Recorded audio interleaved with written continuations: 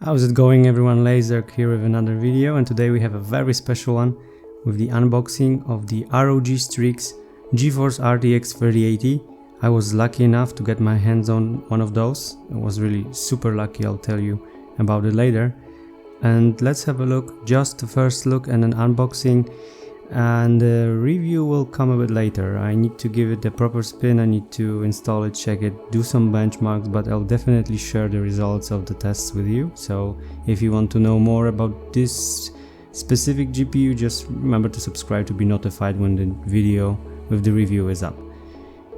So the situation with the availability of the 3080s is still very bad, but I was lucky enough to get one. And well, what I did, maybe it will help someone to get one as well. What I did is I found a shop that doesn't have a queue system in, so like they're basically selling whatever they have whenever they have it, without keeping a special queue for anyone. So I think this might be the right track to go with. If you still don't have a 3080 and you really want one, just find a shop that doesn't have a queue system. And what I did, I called them, I asked them that I'm looking for, I told them that I'm looking for a 3080. Doesn't matter which brand, doesn't matter which, whether it's Gigabyte, Asus or whatever.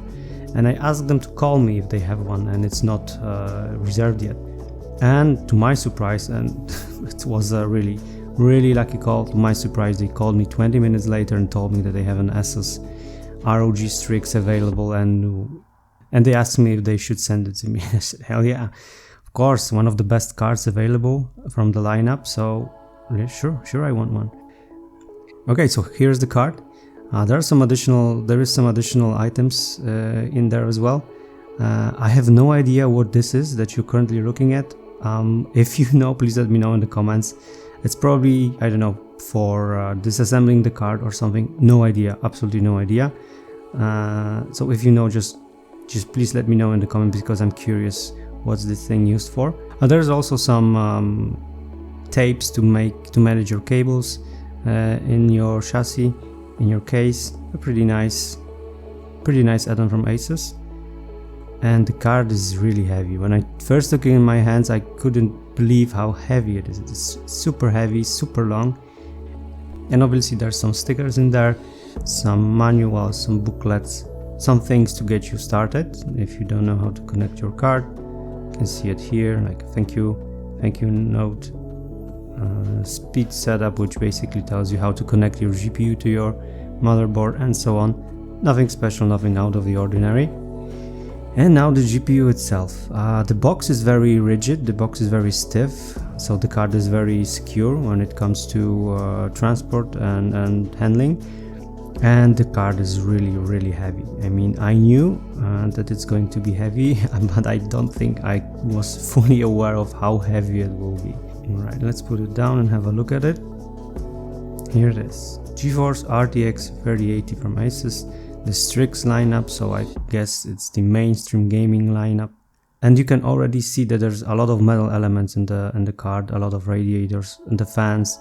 They look really nice, and the build quality overall is, I guess, what you would expect from a top tier GPU. It's really well built. It's built to last, and I guess it could take a beating, but I doubt anyone will try it out. Okay, let's peel off all of the stickers here. More sticker peeling. And right here, what you're looking at is the Rgb lighting here. You can see there are small stripes there. This is where the light goes out through.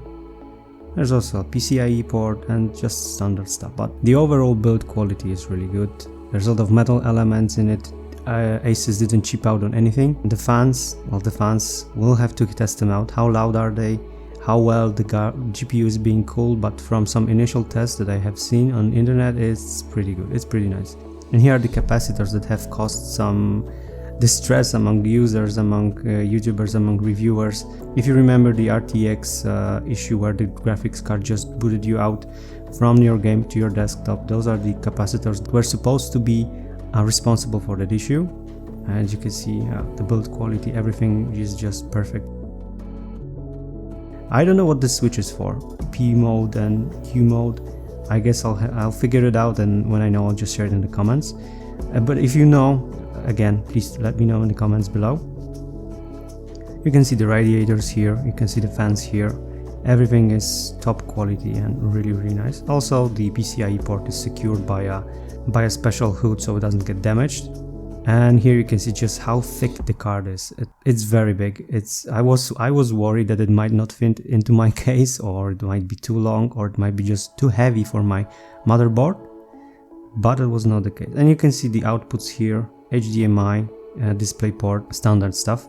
Alright, let's compare the 3080 to my current GPU, the 970. You can see just how much longer it is when compared to the 970 from MSI. It's almost a width of a palm longer.